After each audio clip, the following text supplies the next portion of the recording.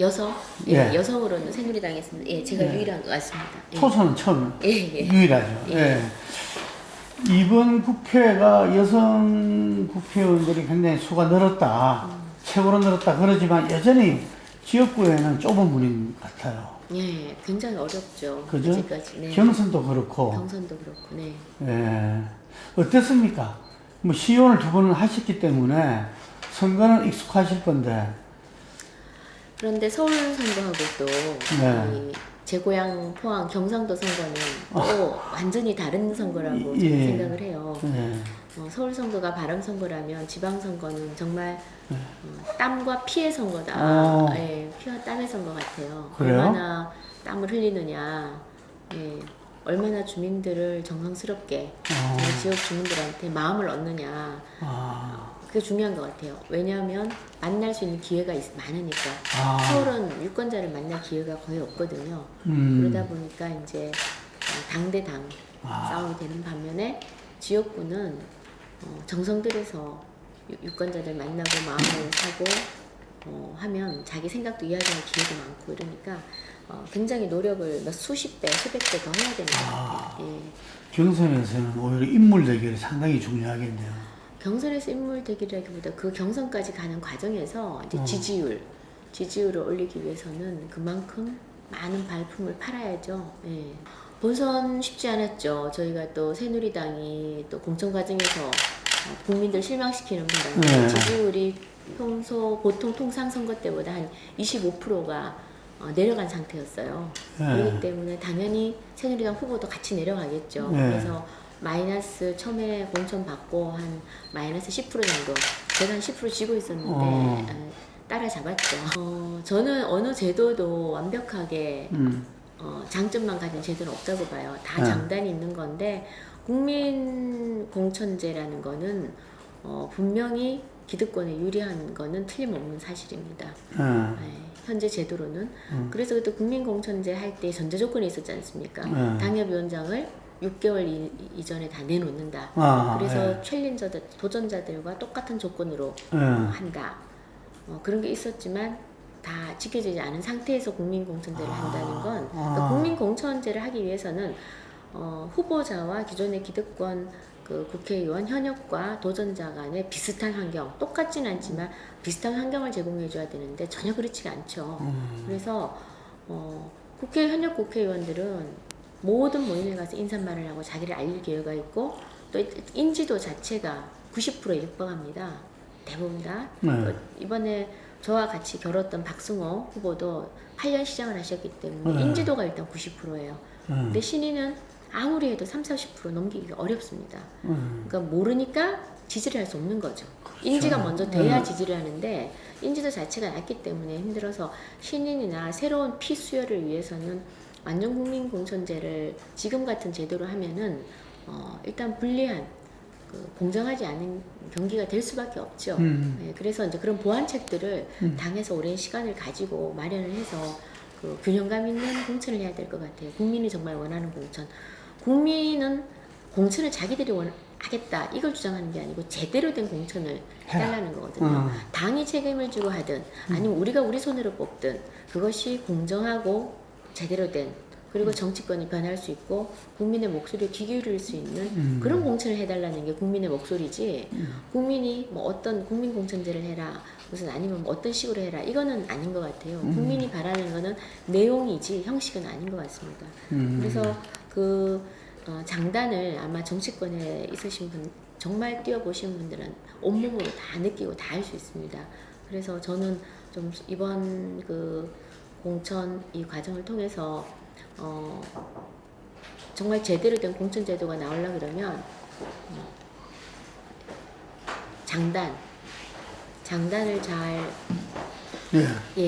그 장점 단점이 있는데 이걸 잘 정말 다 테이블 위에 놓아놓고 정말 진실되게 한번 난상 토론을 해서 다음 21대에는 좀 더 정말 국민들이 원하는 공천, 국민 공천이 아니라 국민들이 원하는 제대로 된 공천을 좀 했으면 하는 바람입니다. 그다지 긍정적으로 보지는 않습니다. 왜냐하면은 여론조사 결과가 또 여론을 조작하는 거거든요. 그러니까 누가 먼저 선제적으로 여론조사를 합법적이든 약간의 불법적이든 불법은 아니더라도 약간 여론을 그대로 반영하는 방식이 아니죠. 좀 조작을 하든 첫 번째 아주 압도적으로 우세를 하면 이 여론이 또 여론을 만드는 그런 경향이 있습니다. 그래서 저는 그 여론조사가 여태까지 뭐 여러 언론 지상에 나오고 저희가 경험해 본 바로는 얼마든지 나름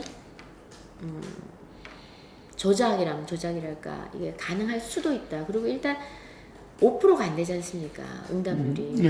응답률이 5%가 안 되는 것을 앞으로가 안 되는 것을 우리 전체 여론으로 과연 봐도 될지에 대한 좀 한번 연구도 해봐야 될 것 같고요.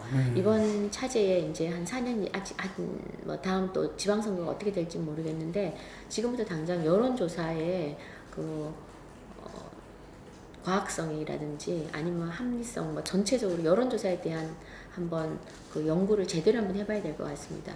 그 여론조사 때문에 후보들은 정말 울고 웃습니다. 뭐 모든 언론에서도 다 같이 얘기했지만 한마디로 민심은 모든 걸 읽는 거죠. 천심이라고 그러는데 회초리를 확실히 저는 들었다고 봅니다. 당의 회초리를 확실히 들었고 선거를 통해서 메시지를 전달을 확실히 한 것 같습니다. 새누리당에.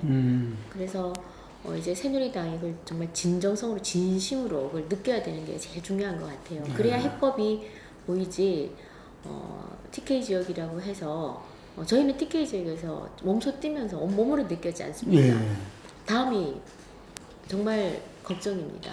다음이 걱정이기 때문에 지금 당장 앞으로 향후 1, 2년 안에 저희가 제대로 된 당의 모습을 못 보이면은 이제는 TK 지역도 민심이 떠날 수도 있다. 나는 좀 걱정과 절박한 심정으로 이번에 당 개혁이나 이번에 향후에 이제 당의 그런 그 국민한테 보여줄 모습이 좀 진정성이 있었으면 좋겠다는 생각을 합니다.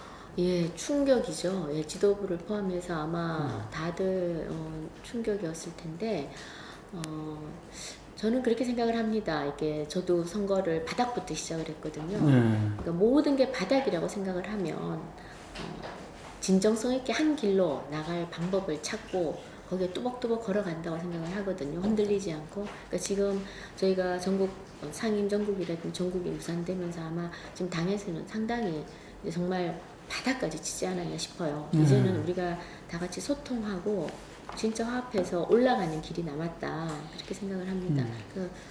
최악으로 볼 수 있지만 이게 우리한테는 마지막 또 기회고 다시 한번 진정성 있게 지도부와 우리 또 지금 122명의 이번에 또 당선자들 그 다음에 우리 당원들 다 같이 한번 진짜 힘을 좀 합쳐야 될 시기가 아닌가 싶습니다.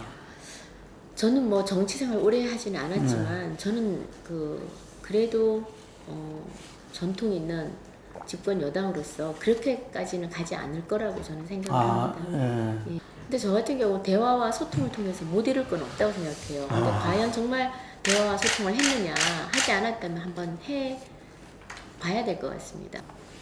저는 의지에 따라서 변할 수 있다고 봐요. 어차피 이 저희가 집권 여당 아닙니까?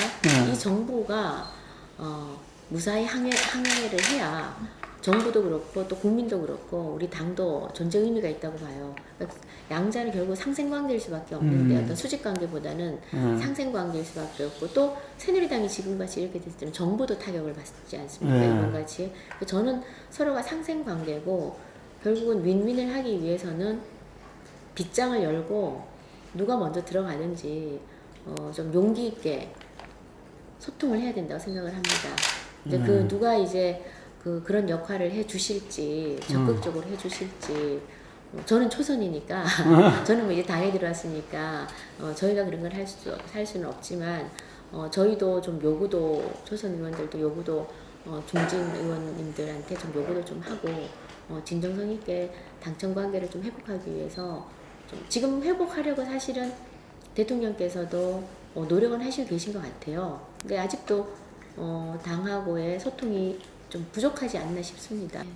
지금 사실 제 입장에서 당이 제일 어려울 때 또 이런 책무를 맡으니까 굉장히 이 어깨가 무겁습니다. 예. 지역구에서도 초선 여성으로서 최초기 때문에 예. 지역구에도 사실 제가 최선을 다해서 지역 구민을 돌봐야 되는데 또 당에서 이 일을 맡으니까 부담스러운 게 사실이에요. 지금 나름 제가 이제 이중고를 겪고 있는데 그래도 당이 어려울 때 한번 일을 맡아서 해보고 맡겨졌으니까 주어졌으니까 최선을 다해볼 생각이고 이 대변인이란 자리가 자기 말을 하는 데가 아니지 않습니까? 예, 그렇죠. 듣는 자리 아닙니까? 듣고 담백하게 이걸 전달하는 그런 위치에 있는 사람이라고 저는 생각을 합니다. 그래서 제 의견보다는 제 의견은 물론 뭐 저기 방송이나 이런 언론 매체는 아니지만 제 의견은 얘기하겠지만 초선 의원으로서 당 대변인으로서는 제가 잘 모든 지금 당내 돌아가는 사정이나 이런 거를 가감 없이 국민들한테 전달하고 또 왜곡되지 않게 전달하는 게 제가 제일 해야 될 일이라고 생각하고요. 개인적 바람이 있다면 좀 국민들이 제일 싫어하는 게 싸우는 겁니다. 싸우고 정치 소식은 다 나쁜 소식인데 좀 반가운 대변인 좀 됐으면 좋겠습니다. 반가운 소식 전하는 정말 반가운 소식 하나라도 전할 수 있는 무슨 법안 통과해서 일자리가 몇 개 늘었다라든지 이런 좀 반가운 소식 전하는 그런 대변인이 됐으면 하는 바람입니다. 근데 먼저 새누리당이 국민 여러분들께 많은 심려를 끼쳐드린 점 참 죄송스럽게 생각을 합니다. 그렇지만 다시 거듭나는 마음으로 바닥부터 시작하는 마음으로 저희가 소통하고 화합하는 모습 꼭 보여드리겠습니다. 저에게 이제 임기 4년이 주어졌습니다. 정치를 처음 시작할 때 그때 그 마음 공정한 사회를 한번 만들어 보고 싶다는 그 마음 변치 않고 일하겠습니다. 그리고 제가 지역구 초선 여성 의원으로서 우리 제 고향, 제 지역인 포항 북 지금 경제적으로 많이 힘듭니다. 시민들과 약속한 대로 낮은 자세로 새로운 제도약을 포항의 제도약을 위해 최선을 다해서 지역구도 살피고 일하겠습니다. 정치인에 대한 불신 가득한 국민들 마음은 충분히 이해합니다만 저희 정치인으로서 한 사람으로서 그 불신 씻기 위해서 신뢰주는 정치 할 수 있도록 최선을 다해보겠습니다. 감사합니다.